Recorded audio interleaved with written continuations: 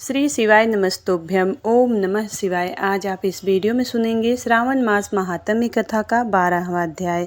तो भगवान शिव और माता पार्वती का ध्यान करते हुए इस पावन और परम कल्याणकारी कथा का श्रवण करते हैं।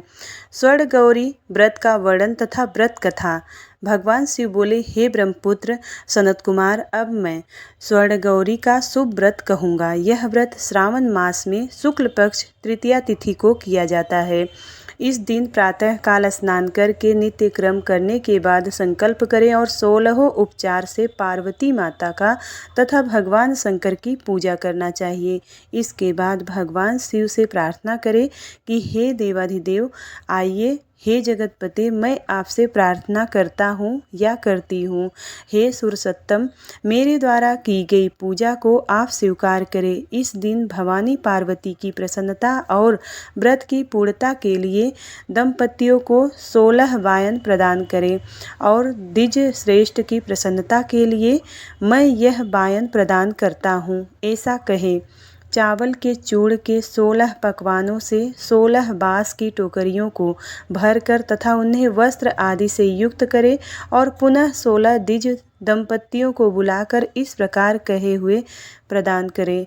व्रत की संपूर्णता के लिए मैं ब्राह्मणों को यह प्रदान कर रहा हूँ। मेरे कार्य की समृद्धि के लिए सुंदर अलंकारों से विभूषित तथा पतिव्रत्य से सुशोभित ये शोभामयी सुहागिन स्त्रियां इन्हें ग्रहण करें। इस प्रकार 16 वर्ष अथवा 8 वर्ष या 4 वर्ष या 1 वर्ष तक इस व्रत को करके शीघ्र ही इसका उद्यापन कर देना चाहिए।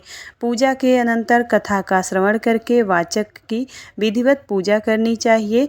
सनत कुमार बोले कि हे प्रभु, इस व्रत को सर्वप्रथम किसने किया, इसका महात्म्य कैसे है और इसका उद्यापन किस प्रकार करना चाहिए, वह सब आप मुझे बताएं।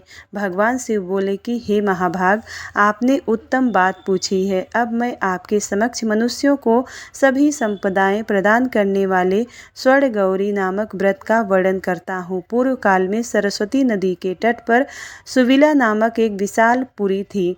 उस नगरी में कुबेर के समान चंद्रभग नामक एक राजा था। उस राजा की रूप लावणी से संपन्न, सौंदर्य तथा मंद मुस्कान से युक्त और कमल के समान नेत्रों वाली महादेवी और विशाला नामक 2 भार्याएं थीं। उनकी दोनों पत्नियों में ज्येष्ठ महादेवी नामक भार्या राजा को अधिक प्रिय थी। आखेट करने में आसक्त मन वाले वे राजा किसी समय वन में गए और सिंहों, शार्दूलों, सूकरों, वन्य भैंसों तथा हाथियों को मारकर प्यास से व्याकुल होकर घोर वन में इधर उधर भ्रमण करते रहे। राजा ने उस वन में चकवा चकवी तथा बत्तखों से युक्त भंवरों तथा पीकों को समन्वित और विकसित मल्लिका, चमेली, कुमुद तथा कमल से सुशोभित अप्सराओं का एक सुंदर सरोवर देखा।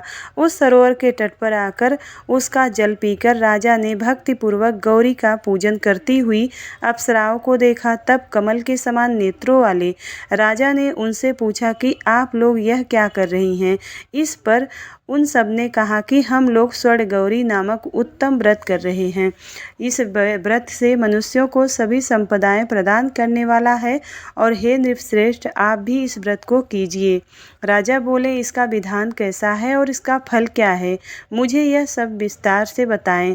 तब वे सारी स्त्रियां बताने लगी कि हे राजन, यह स्वर्ण गौरी नामक व्रत श्रावण मास में की तृतीया तिथि को किया जाता है।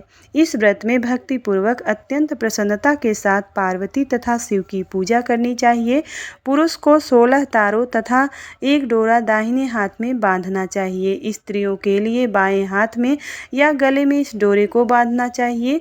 यह सब कुछ सुनने के बाद संयत चित्त वाले राजा ने भी व्रत को संपन्न करके 16 धागों से युक्त डोरे को अपने दाहिने हाथ में बांध लिया।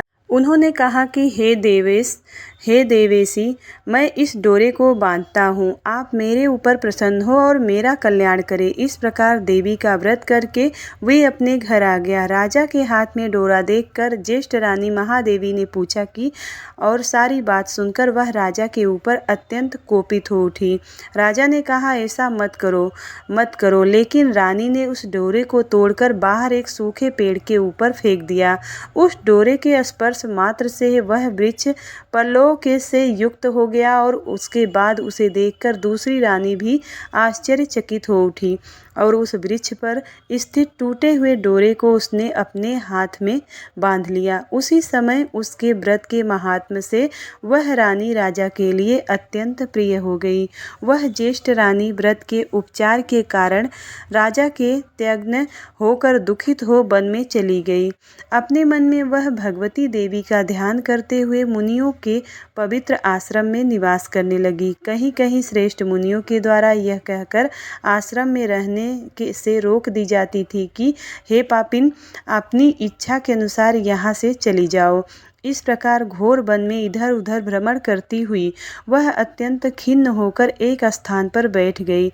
तब उसके ऊपर कृपा करके देवी उसके समक्ष प्रकट हो गई और उन्हें देखकर वह रानी भूमि पर दंडवत प्रणाम करके उनकी स्तुति करने लगी। हे देवी, आपकी जय हो, आपको नमस्कार है। हे भक्तों के वर देने वाली, आपकी जय हो। शंकर के वाम अंग में विराजने वाली, आपकी जय हो। हे मंगल मंगले, आपकी जय हो। हे देवी की भक्ति के द्वारा वरदान प्राप्त करके और उन गौरी की अर्चना करके उसने व्रत किया। उसके प्रभाव से रानी के पति उसे घर ले आए और उसके बाद देवी की कृपा से उसकी सभी कामनाएं पूर्ण हो गई। राजा सभी समृद्धियों से संपन्न होकर उन दोनों के साथ पूर्ण रूप से राज्य करने लगा। अंत में राजा ने उन दोनों रानियों सहित शिव पद को प्राप्त किया।